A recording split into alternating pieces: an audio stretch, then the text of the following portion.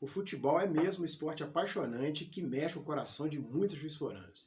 Só que se hoje é comum a gente ver jovens ligando as suas paixões futebolísticas a times europeus, já houve um tempo em que eram os clubes locais que faziam a cabeça dos amantes do esporte bretão. O futebol local ele tem páginas memoráveis, né? E que já foram descritas por inúmeros jornalistas sensacionais, como por exemplo Aristide Lobo, ou mais recentemente o jovem Matheus Brum. E é justamente referência a esse último trabalho que eu, Antônio Henrique, vou abordar aqui no Baú da História, uma das passagens mais espetaculares do futebol local, quando a rivalidade esportiva já tinha rompido com os limites da cidade e assumia contornos mais regionais, ou seja, já tinha um caráter estadual. Eu vou falar do Fantasma do Mineirão, isso mesmo. Um time do Tupi que assombrou a capital do estado, ganhando dos times de lá de forma incontestável e ainda se tornando uma das equipes escolhidas para poder jogar com a seleção brasileira em preparação para a Copa de 1966. Essa história começou ainda em 65, quando o Tupi foi o campeão do torneio local e o Cruzeiro tinha ganhado o campeonato de BH.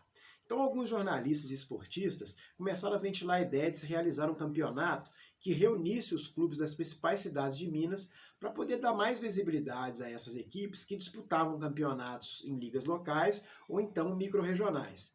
E para comemorar o título do Tupi de 1965, a diretoria do clube convidou, no início de 1966, o Cruzeiro, campeão belo-horizontino, para uma disputa em Juiz de Fora. O time do Cruzeiro contava com nomes como Tostão, Piazza, Dirceu Lopes, Vavá, além do juiz-forano Zé Carlos. Era, sem dúvida, um timaço. Mas quando jogando contra o Tupi, tomaram de 3-2 no dia 2 de março daquele ano. Então o sucesso rendeu um convite do Atlético Mineiro para uma partida amistosa no recém-inaugurado Mineirão, e no dia 16 de março o Galo Carijó aplicava uma derrota por 2-1 no Galo da capital, em pleno Mineirão. E aí essas vitórias repercutiram em BH, onde jornalistas passaram a defender a realização de campeonatos entre os times de lá e de Juiz de Fora como uma forma de romper com os pouco rentáveis campeonatos locais que eram disputados por times de BH, Sabará, Nova Lima e de Sete Lagoas. Então faltava nesse sparring do Tupi, faltava o América.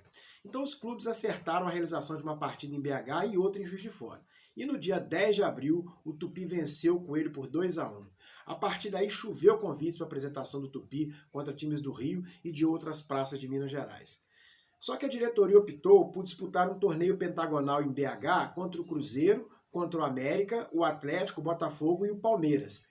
E na primeira partida, novamente o Cruzeiro e novamente uma vitória, 2-1. Depois foi a vez do Botafogo, que acabou num empate de 0-0 numa partida extremamente disputada. E essa sequência rendeu o apelido de Fantasma do Mineirão, que foi dado pelo radialista belo-horizontino Oswaldo Faria, que é falecido e é pai do comentarista esportivo Bob Faria, da Rede Globo.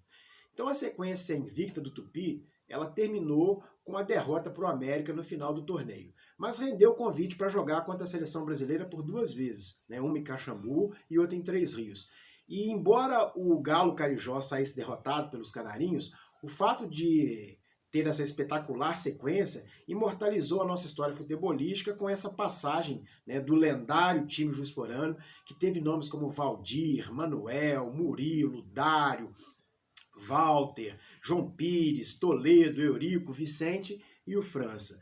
Bom, se você gostou desse pequeno vídeo, não deixe de se aprofundar com o livro do jornalista Matheus Brum, que aponta mais detalhes sobre o Fantasma do Mineirão. Um abraço!